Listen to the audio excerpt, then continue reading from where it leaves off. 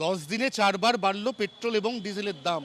New টাউনের Indian oil কর্পোরেশনের petrol পাম্পে দাঁড়িয়ে এই মুহূর্তে পেট্রোল এবং ডিজেলের নতুন যে দাম, এই দাম প্রত্যেকটি মানুষকে আরও বেশি করে আশঙ্কিত করে তুলেছে। কলকাতায় আজ সকাল 6টা থেকে পেট্রোলের বেড়ে যাওয়া দাম 113 টাকা 47 পয়সা, ডিজেলের বেড়ে যাওয়া দাম 99 টাকা 82 পয়সা। পেট্রোলের দাম বেড়েছে 2 টাকা 71 পয়সা, ডিজেলের দাম বেড়েছে 2 টাকা 61 পয়সা। নিঃসন্দেহে প্রত্যেকে হতাশ। আমার সামনে এই মুহূর্তে মোটর বাইক নিয়ে যিনি দাঁড়ালেন তিনিও হতাশ।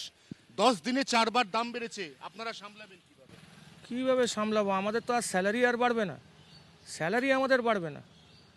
আমরা এইভাবেই চলছি, আর কি করতে পারি বলুন? অর্থনীতির সহজ নিয়ম, সভ্যতার চাকা, সেই চাকা গড়ায় এবং সেই অনুযায়ী মানুষ তার প্রতিটি জিনিস তারা কেনাকাটা করেন।